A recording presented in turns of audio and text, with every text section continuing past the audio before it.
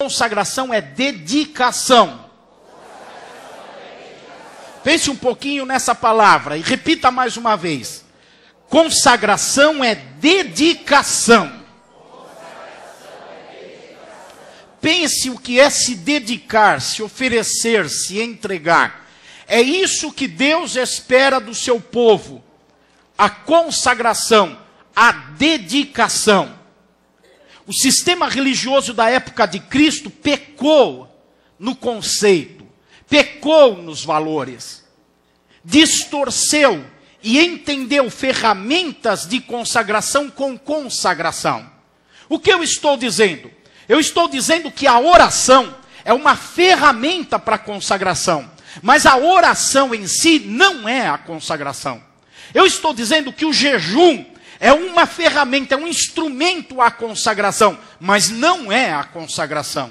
Eu estou dizendo que vir à igreja, no culto, adorar, louvar ao Senhor, também é uma ferramenta que indica uma dedicação a Deus, mas não é a dedicação a Deus. O sistema religioso na época de Cristo e os judeus no Antigo Testamento, eles confundiram as coisas. E eles fizeram com que as ferramentas se transformassem no objetivo, ou seja, na consagração. Ela não é a consagração. A dedicação é algo interior, expresso sim em atitudes, manifestado nesses comportamentos que eu disse e em outros. Mas esses comportamentos em si não podem levar a dedicação a Deus se não houver isso no interior, no coração. Os judeus, por exemplo, como um ato de consagração, faziam a circuncisão, a operação do prepúcio. Para ficar mais familiarizado para quem não entende a linguagem bíblica, a operação da fimose, mais ou menos isso, nos homens. Então isso era um sinal de consagração. Deus falou para fazer isso.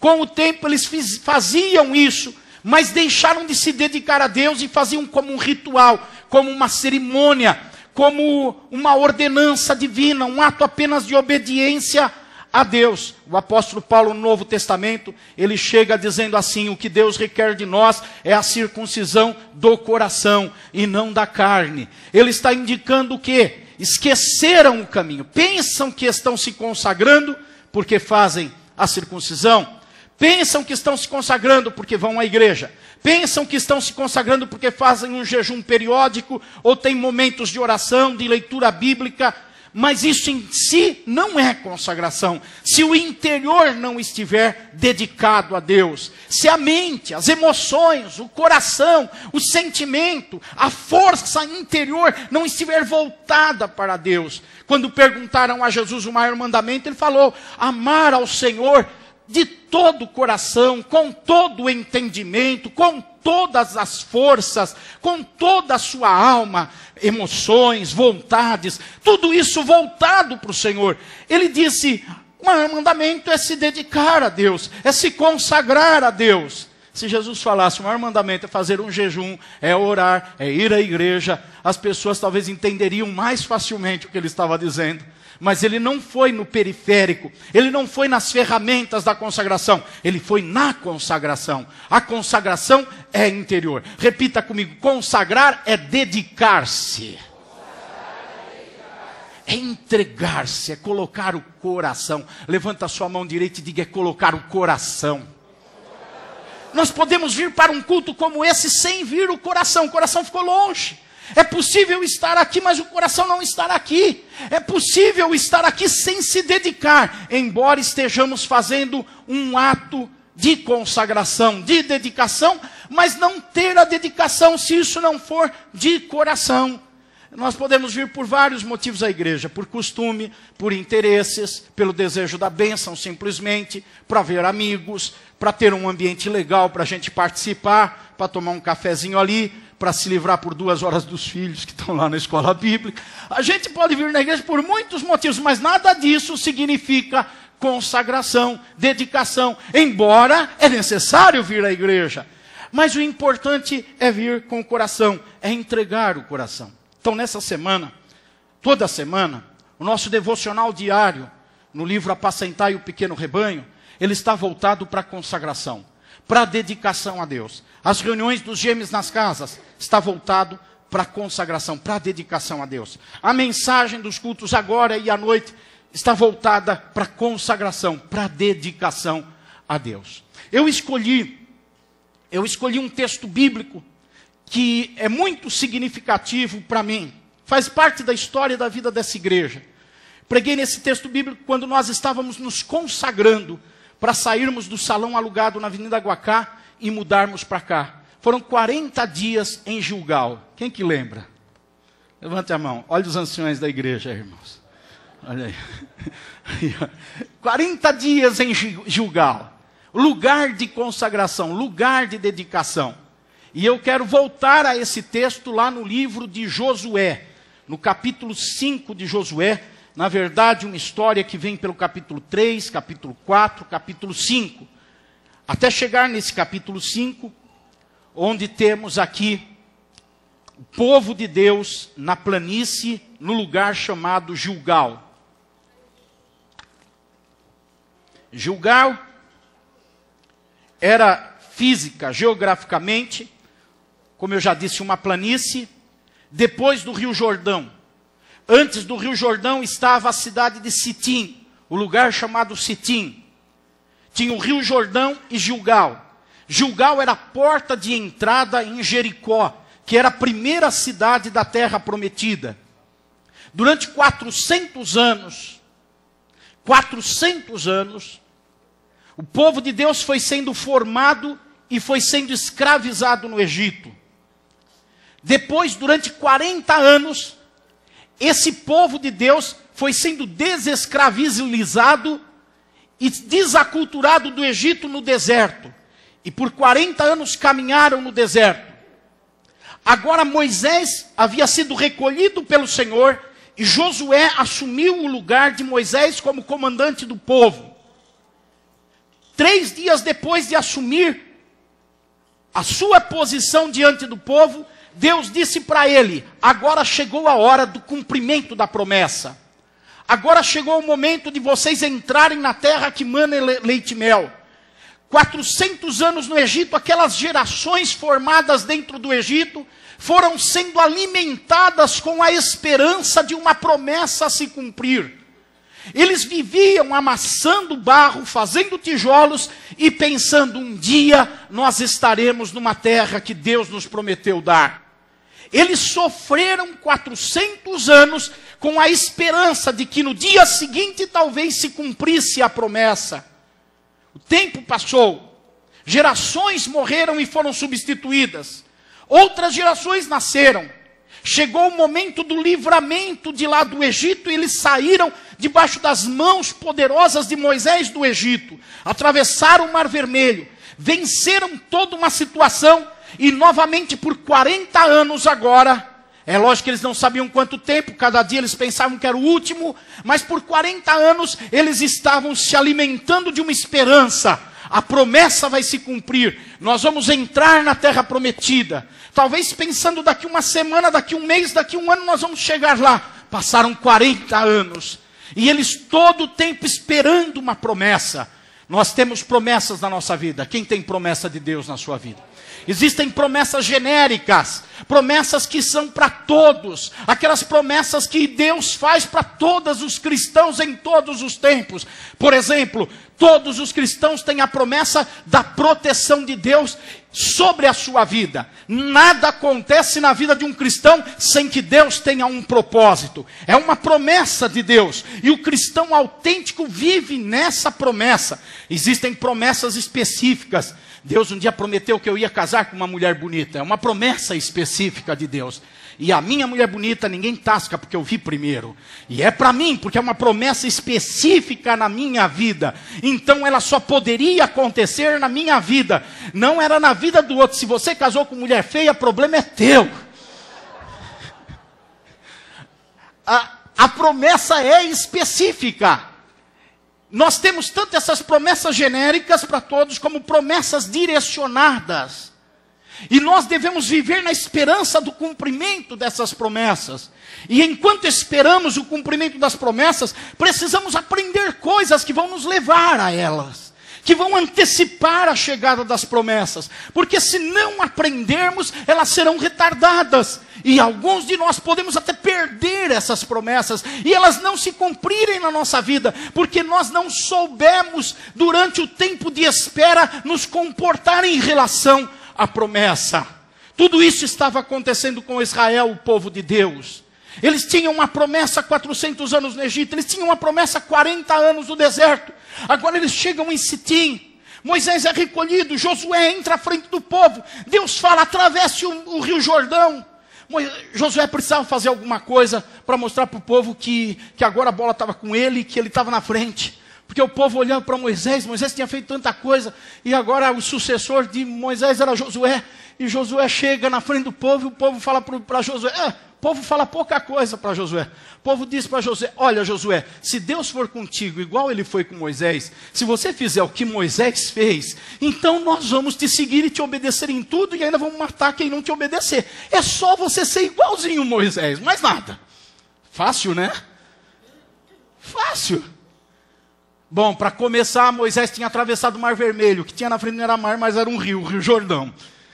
E lá vai o Rio Jordão. E Deus fala para Josué, vai Josué, atravessa o Rio Jordão. E o Rio Jordão é aberto, eles saem de Sitim, atravessam o Rio Jordão, todo o exército, todo o povo, toda a nação, chegam do outro lado, e quando eles pisam do outro lado, voltam às águas do Rio Jordão. É em pequena escala o que aconteceu com o Mar Vermelho. Mas também águas são abertas, eles atravessam e chegam lá em Gilgal.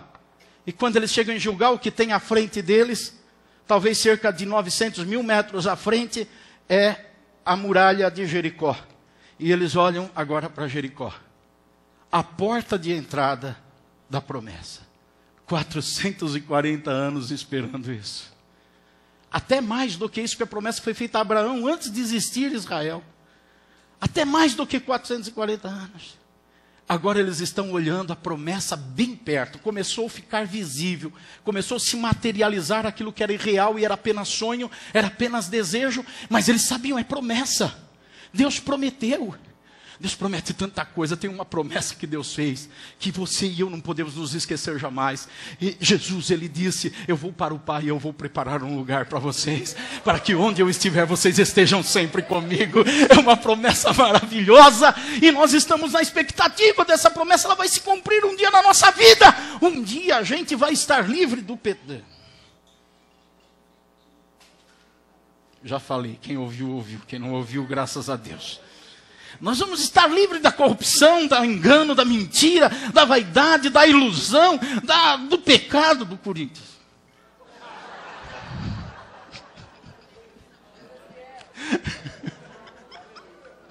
Nós vamos estar livres de tudo que não presta, tudo que é ruim. Nós vamos estar bem. Por quê? Porque tem uma promessa. Agora, como é que a gente está se comportando durante essa promessa? Me chama a atenção que quando eles chegarem em Gilgal, começam a acontecer coisas. E essas coisas que acontecem, elas são indicativos de como é que nós nos preparamos para alcançar a promessa. Para tomar posse da promessa, para ver a promessa se cumprir. Começam a acontecer coisas. Dirigidas por Deus, comandadas por Josué, algumas coisas acontecem em Gilgal. E quando eu olho atentamente para o conjunto dos fatos do que acontece ali em Gilgal, eu percebo que não é outra coisa que Deus está dizendo a não ser o seguinte: consagrem-se. Na verdade, quando vocês chegam no capítulo 3, olha aí, eu falei para abrir a Bíblia e eu ainda não citei o lugar, porque eu vou falando aos poucos. Capítulo 3, no versículo 5, na travessia do Jordão, Josué ordena ao povo e diz: santifiquem-se, pois amanhã o Senhor fará maravilhas entre vocês. Percebam a colocação do tempo dos verbos. Hoje, santifique. Santificar é outro sinônimo de consagrar, de dedicar. Então, o verbo diz assim: hoje vocês se dediquem, vocês se consagrem, vocês se santifiquem, porque amanhã você verá coisas maravilhosas acontecer no meio de vocês. O que está sendo dito? A consagração é que precede o cumprimento da promessa. Daí muitas pessoas ficam só olhando para as promessas de longe. Muitas pessoas só leem as promessas, só ouvem das promessas, só veem as promessas, só escutam das promessas, e as promessas nunca se cumprem na vida delas, nem aquelas genéricas e nem aquelas específicas. Por quê? Porque elas estão vivendo não o amanhã, e a promessa, diga, é para amanhã. Levanta a mão esquerda. Teve que pensar? Levante a mão esquerda e diga, a promessa é para amanhã. Levanta a mão direita e diz, a dedicação é para hoje. Só existe amanhã se houver hoje. Como é que pode haver amanhã se não tiver hoje? Não dá para ter uma lacuna no tempo e pular do ontem para o amanhã. Você do ontem precisa ir para o hoje e viver o hoje para que exista o amanhã. E dependendo do hoje será o teu amanhã. Quem hoje trabalha, amanhã comerá. Quem hoje descansa, amanhã estará disposto. Quem hoje se alegra, se diverte, amanhã estará confortável. Então, o amanhã, quem hoje enche a cara, amanhã está bêbado. Tem o outro lado da moeda. Então, o hoje constrói o amanhã. E é isso que está acontecendo aqui. Deus está dizendo para o seu povo, olha, vocês chegarem em Gilgal, olha a promessa amanhã aí para vocês chegarem à frente. Mas hoje é o dia da dedicação. Nós estamos vivendo essa época da dedicação, da consagração, da santificação. Jesus vai voltar, vai recolher-nos, vai levar-nos para cumprir a promessa de estarmos com Ele. Mas nós estamos vivendo hoje, e Ele volta amanhã. Então hoje nós precisamos nos dedicar a Ele. A Bíblia fala de muitas ilustrações nesse sentido. Jesus contou a parábola das 10 virgens, lembram dessa parábola? 10 virgens, 5 prudentes, 5 loucas. 5 delas no dia de hoje se dedicaram, se consagraram, se santificaram. Outras 5 ficaram vivendo assim, aleatoriamente, assistindo novela, assistindo filme, assistindo televisão, passeando no shopping, andando para lá e para cá, e sem buscar consagração, sem buscar dedicação a Deus, as coisas de Deus. Agiram como loucas. No hoje, elas não se dedicaram. E o que aconteceu no amanhã? Quando o noivo chegou, essas 5 loucas foram deixadas de fora. A promessa não se cumpriu para elas. As 10 noivas estavam esperando a mesma promessa. 5 delas não viram a promessa se cumprir para elas. As outras 5 viram. Por quê? Diga, por causa do hoje. Diga para você mesmo, por causa do hoje. É do hoje, depende do hoje. Se dedica hoje para amanhã ver a promessa se cumprir. A promessa é uma construção.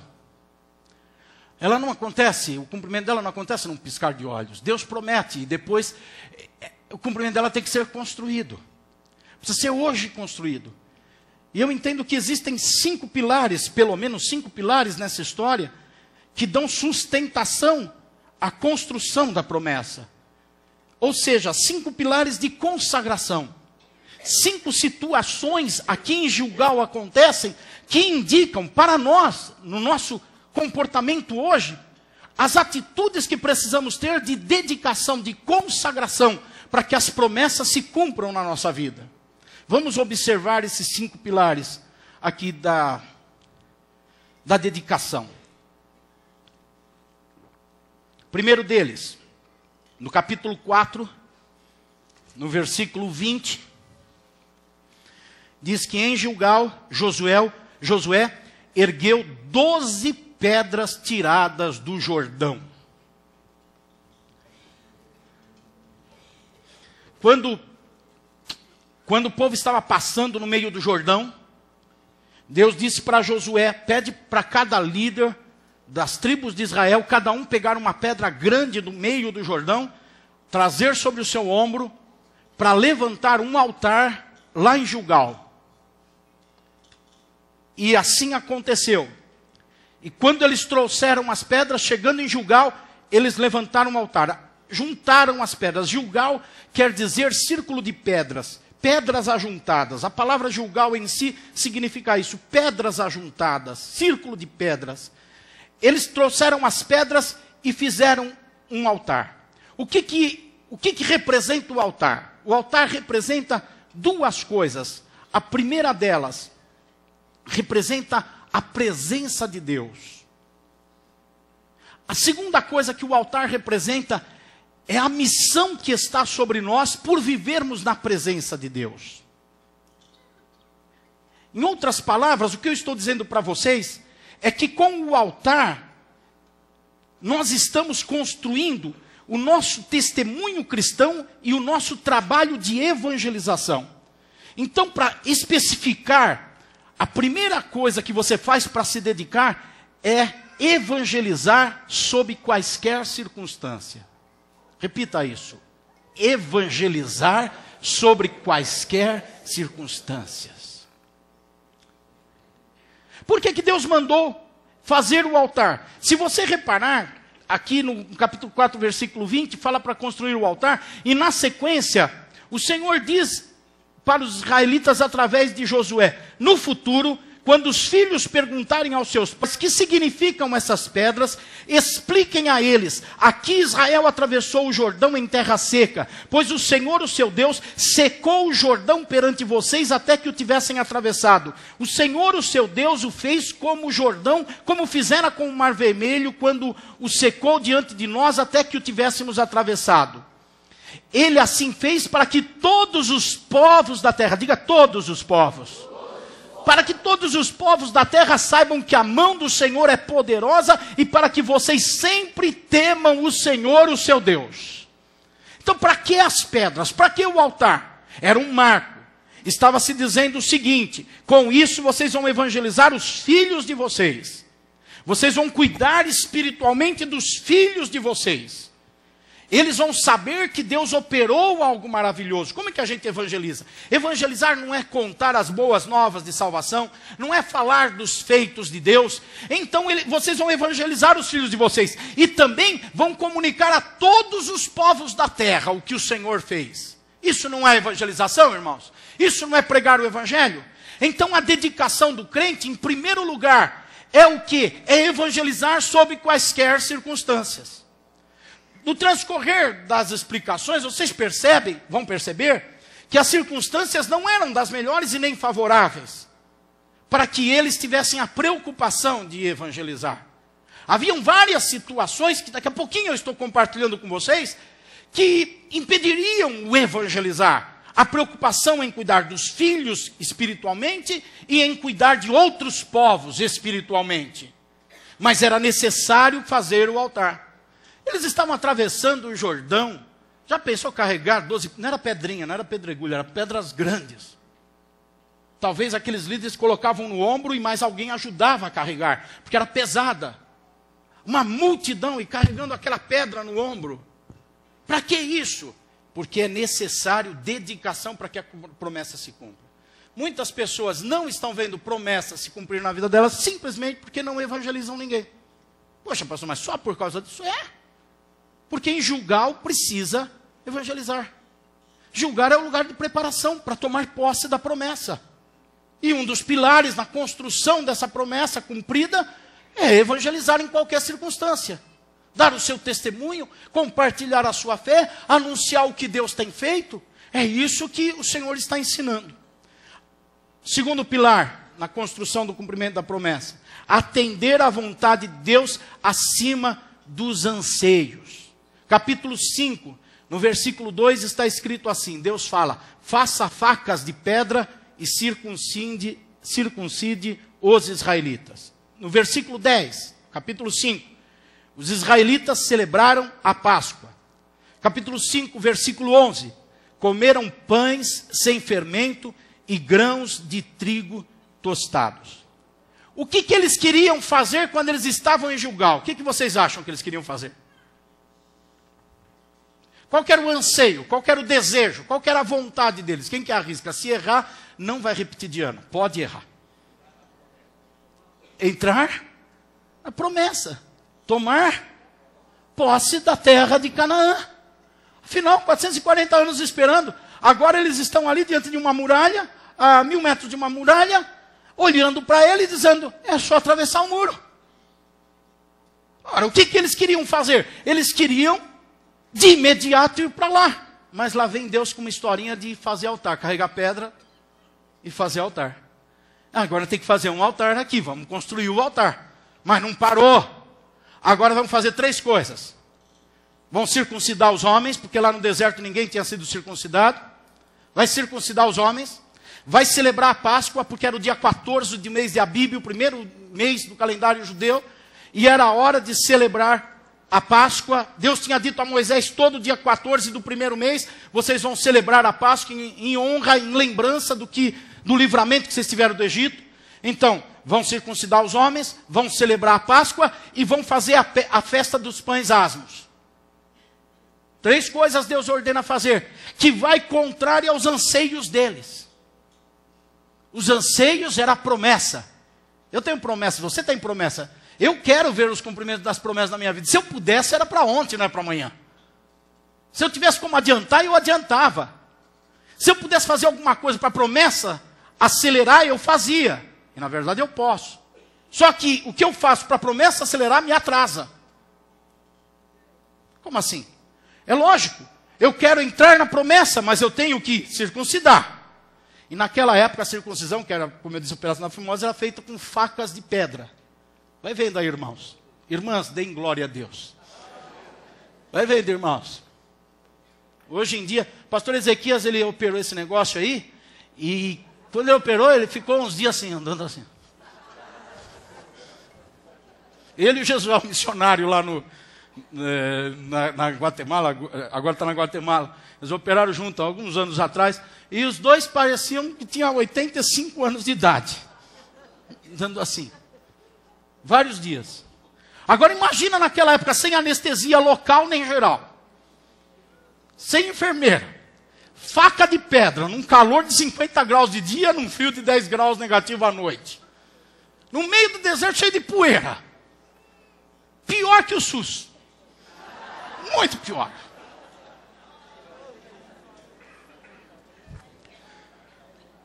Lá no deserto. Vocês acham que a recuperação eram 2 horas? Vários dias. Mais a Páscoa, 7 dias celebrando, mais a festa de pães asmos. Ao total eles devem ter ficado ali, não lembro agora, mas eles devem ter ficado ali 30, 40 dias. Quando eu adianto a promessa, eu me atraso. Porque para adiantar a promessa, eu preciso ter atos de dedicação a Deus. E os atos de dedicação a Deus fazem eu parar. Em vez de eu andar. Em vez de eu ir para a muralha, derrubar a muralha e entrar em Jericó, eu retrocedo para e deito. Para operar a fimosa. Para celebrar a Páscoa. Para comer pães sem fermento. E ervas amargas. Para construir a promessa, você precisa vencer teus anseios. Tuas ideias, teus desejos, tuas vontades. Aquilo que faz você pensar que vai antecipar. Não, e fazer aquilo que na verdade vai te atrasar. Mas você está se dedicando a Deus. Amém, irmãos? Terceiro pilar, depender de Deus em todo o tempo. No capítulo 5, versículo 4, diz que todos os guerreiros que saíram do Egito, durante os 40 anos de deserto, morreram no deserto. E no deserto nasceram novos guerreiros. No capítulo 4, versículo 13, diz que existiam 40.000 soldados nascidos no deserto. Todos os soldados nascidos no Egito, treinados no Egito, preparados no Egito, morreram. Agora os únicos soldados que tinham eram aqueles que nasceram no deserto. Onde vocês acham que, humanamente falando, haveria maior potencial de formar uma força bélica, um exército? Lá no Egito ou no deserto? O Egito era o império da época. Era o império conquistador. Onde estavam os maiores guerreiros, os maiores recursos da época, científicos na batalha. Onde estavam os maiores valores que se poderiam obter naquele tempo para conseguir vitória nas guerras. Era lá no Egito. Agora todos os soldados nascidos no Egito, criados no Egito, formados no Egito, graduados no Egito, no exército morreram. E lá no deserto é que nasceram homens que foram feitos soldados. E o general deles era só um, Deus. Eles não tinham agora a força dos carros do Egito, dos animais do Egito, das armas de guerra do Egito. Eles só tinham uma coisa, o ensinamento de Deus para eles no meio do deserto. E era o suficiente. Sabe, nós achamos que precisamos de tantas coisas. Nós achamos que precisamos de tantos cursos, tanta graduação, tanta formação, dentro da igreja, fora da igreja, para fazer as coisas. É muito importante sim estudar, mas essas coisas não podem nos fazer pessoas que dependam delas. Nós dependemos de Deus. Você pode fazer o curso de oratória que fizer para pregar. Eu era um garoto tímido que não sabia falar. Você pode estudar, fazer o que quiser para tentar se expressar, mas se Deus não abre a boca e não enche de palavras, nada acontece no sobrenatural. Apenas acontece no normal, e nós não estamos aqui para o normal, nós estamos aqui para o sobrenatural. O que nós queremos é o sobrenatural. Aleluia! E sobrenatural é Deus quem ensina. E sabe onde Ele ensina? No deserto, onde não tem recursos naturais, no deserto, onde não tem os meios normais que todo mundo tem na terra para fazer as coisas. É lá no deserto, onde só tem Deus. Eu lembro que no começo do meu ministério, eu ia preparar uma mensagem, e eu punha a Bíblia aqui, um livro aqui, outro livro aqui, outro livro aqui, outro livro aqui. Eu não tinha computador naquela época, senão era internet o tempo inteiro. Era um livro aqui, um livro aqui. E eu tinha tanto livro, que depois eu ficava procurando onde está o sermão.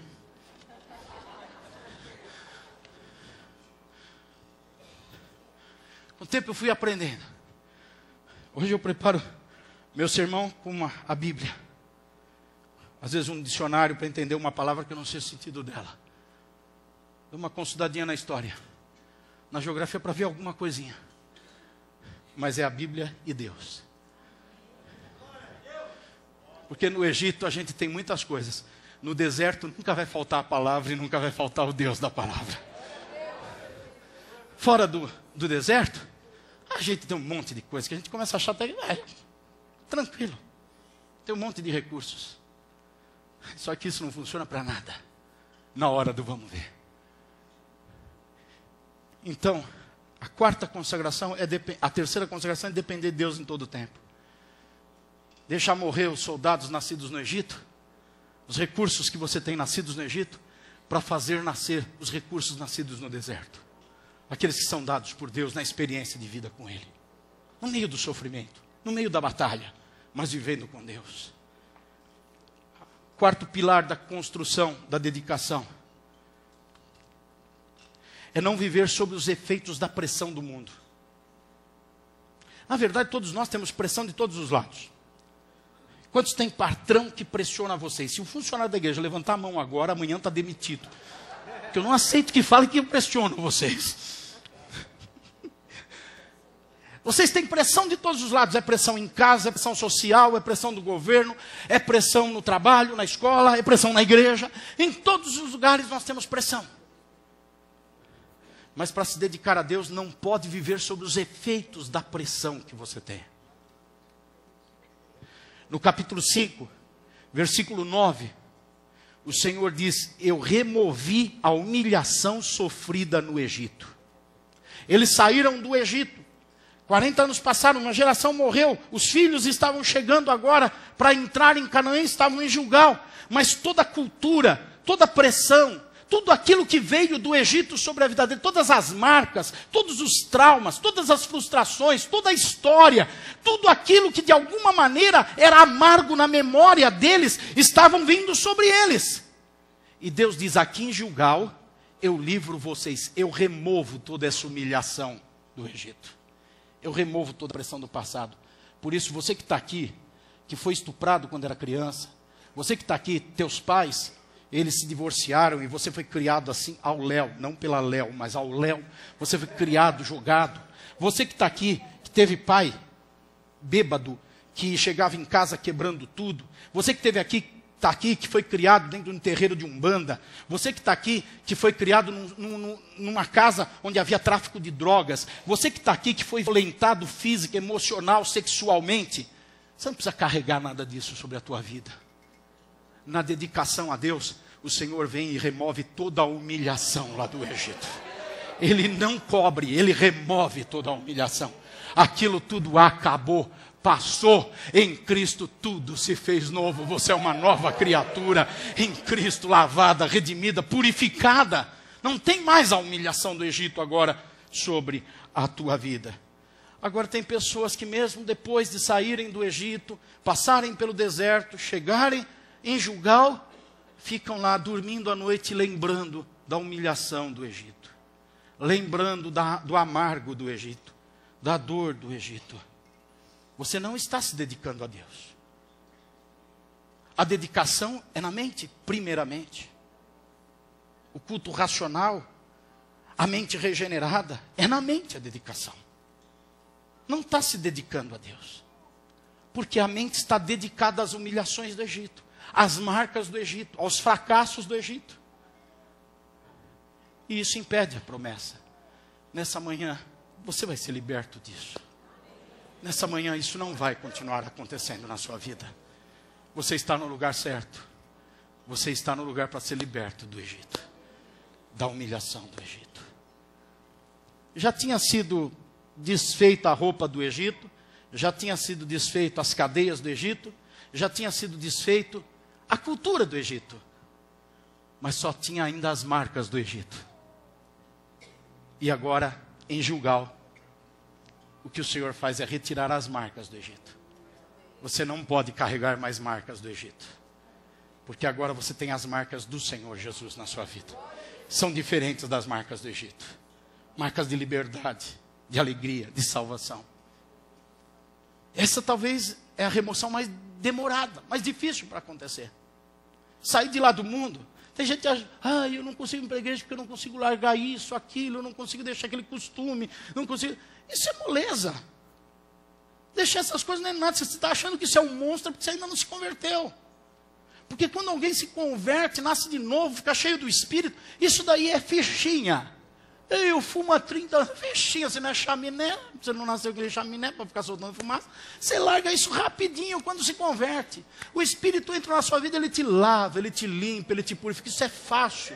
O mais difícil é tirar as marcas, as memórias, os pensamentos, as amarguras, as frustrações que vieram lá de trás do Egito.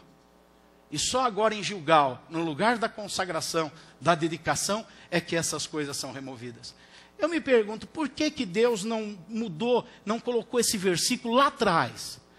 Deus fala, removi a humilhação sofrida no Egito. Ele não podia ter falado quando eles estavam saindo do Egito? 40 anos antes? Ele não podia ter falado lá no deserto? Ele não podia ter falado, agora eu estou removendo essas marcas do Egito? Mas agora ele tira a última parte do Egito que estava neles. Essas marcas da humilhação do passado. Ele tira quando? Quando eles chegam no lugar de consagração. Eles tiram quando? Quando eles resolvem vencer os seus anseios, deixar os seus anseios de lado, para poder circuncidar, celebrar Páscoa, comer pão e erva amarga. Pão sem fermento e erva amarga. É agora que Deus fala, vocês já fizeram o altar? Já? Então agora é a hora de eu remover as marcas da humilhação do Egito. É na consagração que você tem cura interior. É na dedicação que você é curado emocionalmente. É na dedicação a Deus que as suas emoções são tratadas pelo Senhor. Finalmente, para você... Agora é que eu vi que a Leonor subiu aqui. Enquanto eu estava orando, que a gola estava ficando assim. E ela arrumou. E eu não gosto de ficar com a orelha desse jeito. Mas ele está bonitinho. Tá bom. Estava horrível, ela dizendo. Horrível. Não dá para me deixar feio, né? Não tem jeito.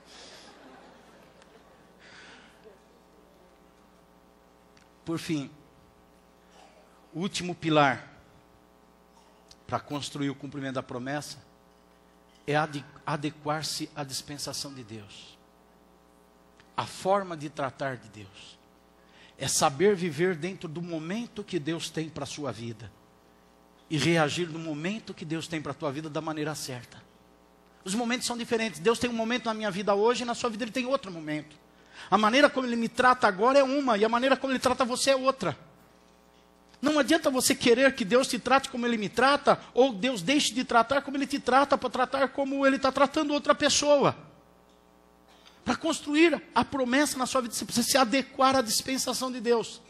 Eu dei aula de dispensações no seminário. Dispensação é um determinado período de tempo em que Deus trata com o homem de uma determinada maneira para revelar-lhe os seus propósitos.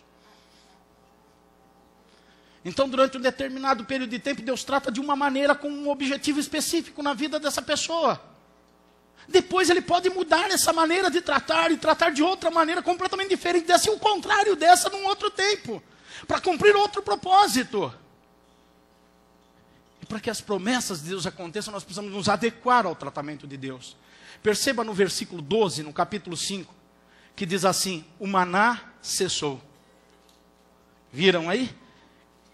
Capítulo 5, versículo 12. Um dia depois, diga, um dia depois. Diga de novo, um dia depois. Um dia depois de comerem do produto da terra, o maná cessou. 40 anos eles estavam comendo maná todos os dias. Acordava, escovava os dentes, abria a janela, estava lá, maná caído do céu. Ia lá, recolhia, café, Deus já preparou para a gente, vamos comer. Chegaram em Gilgal, entrando na terra, comeram do produto ali de Gilgal, que já era a terra prometida, já era parte da terra, era a antessala da terra prometida. Aí eles foram lá, pegaram do chão, agora tinha agricultura, agora tinha que pôr a mão lá no trabalho para fazer a comida. Agora não acordava, abria a janela e olhava o maná, pegava e comia. Agora acordava, tinha que pegar a terra, arrancar o produto, ir lá no fogão, esquentar, fazer, preparar, limpar o produto, fazer o bolo, fazer o pão e agora comer.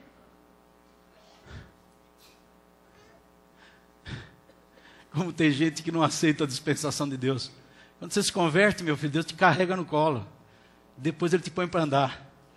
E mais para frente ele pega o evangelho e põe no teu colo para você carregar. Agora tem gente que quer que Deus fique carregando no colo o tempo inteiro. E as promessas nunca vão se cumprir, porque ele quer que Deus fique lá carregando.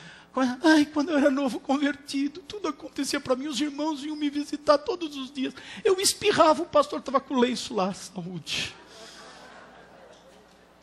Quando eu era novo convertido, todo mundo lembrava da minha data de aniversário, faziam festa para mim na igreja, puxa, todo mundo cuidava de mim. Era dispensação, você precisava ser um bebê. Bebê tem que ser cuidado. Bebê não faz nada, se deixar ele lá sozinho, ele morre, coitado.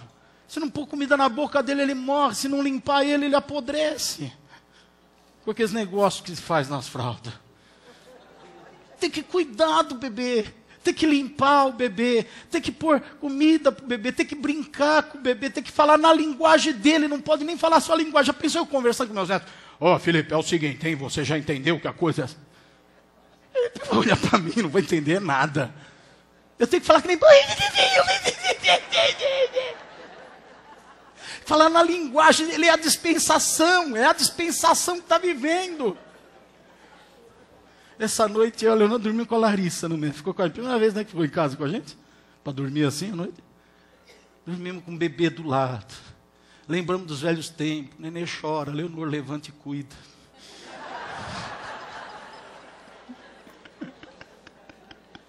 Não mudou nada.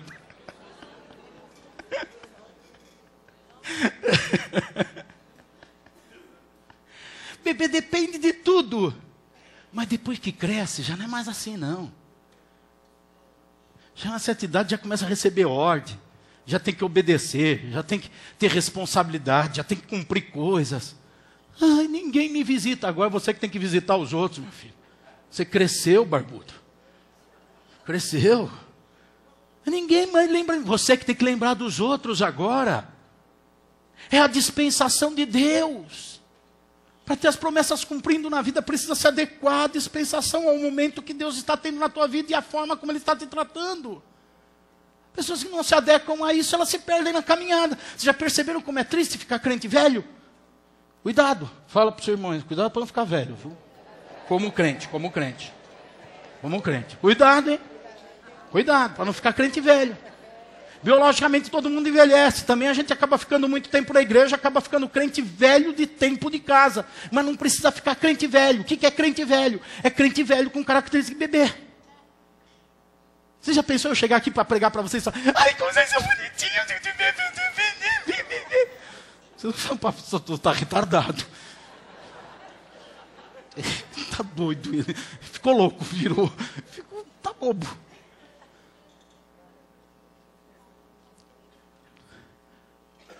Tem a forma como Deus está te tratando hoje. Ele não está te tratando mais como uma criança. Você cresceu. Quando eles chegaram ali... O que é melhor, irmãos? Comer no restaurante ou comer em casa? Não estou falando saudável. Eu gosto de sentar lá. Faz favor. Traz. Dá. Só... vai dizer que você não gosta. Agora em casa tem que ir na feira, tem que comprar, depois tem que descascar, tem que lavar, fica pilha de prato desse tamanho. Tem que ir lá. Lá no deserto era restaurante, acordava todo dia, lá vinha Deus, o garçom. Maná, você come maná, toma maná. Agora de repente, acabou o maná, não tem mais maná. Eu fico imaginando os israelitas levantando no dia seguinte, cadê o maná? Não tem maná. Oh Deus, deixou de cuidar da gente. É assim que os meninos agem. Teve uma época, lá no passado, isso faz muito tempo. Muito tempo mesmo. É só ilustração. Teve uma época que eu olhava para a igreja e eu via meus colegas pastores, eles faziam aniversário e a igreja dava carro para eles, dava terno bonito. E naquela época, uma vez eu fiz aniversário, os irmãos se ajuntaram para comprar uma blusa para mim de couro. Foi o maior presente que eu recebi, uma blusa de couro. Depois eu tive que fazer uma reunião, que estava uma baita confusão, porque todo mundo que falou que ia pagar, não pagou.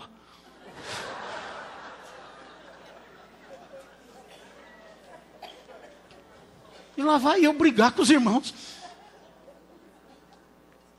E naquela época, eu orava a Deus e falava, Senhor, por que eu me dedico tanto? A pessoa não reconhece o meu trabalho, o valor do que eu faço. Teve um dia que Deus me chamou de lado e falou, escuta, com você eu trato de outra maneira. Outros precisam disso, para você eu faço de outro jeito. Eu te dou tudo que você precisa de uma outra maneira. Depois daquilo eu comecei a ver como Deus começou a me dar tudo que eu precisava, até mais. De outras maneiras. Porque tem maneiras diferentes de Deus tratar. E quando eu era criança, eu ficava lá, Deus, eu quero que o Senhor me trata que nem trata o outro. Eu quero que o Senhor faça comigo que nem fez com aquele irmão. Eu quero ter daquele jeito, porque o Senhor fez, eu abençoou tanto ele, porque eu não. Era criança. Depois que eu passei a ser homem adulto, eu entendi que o importante é que Deus trata. Como Ele faz? Vai abrir a janela e tem maná? Bom. Não, vai ter que ir lá carpir, pegar, tirar mato, pegar comida, preparar comida. Tá bom, Deus está preparando do mesmo jeito.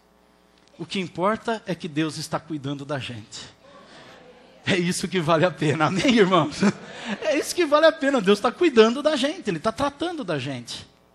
Portanto, irmãos, em Gilgal, vamos nos dedicar, nos consagrar a Deus. Porque o amanhã virá com grandes coisas que o Senhor vai fazer. As promessas vão se cumprir. Mas depende do hoje. Existem 3.573 promessas na Bíblia. Catalogaram isso, eu não contei. 3.573 promessas na Bíblia. Promessas gerais. Promessa que é para todo cristão, para todo crente. O que está faltando para se cumprir na nossa vida? A dedicação em Gilgal. A consagração em Gilgal. Porque hoje a gente se dedica e amanhã Deus cumpre a sua promessa. Amém? Vamos aplaudir ao Senhor pela palavra que Ele trouxe ao nosso coração. Muito obrigado, Jesus. Louvado seja o teu nome santo.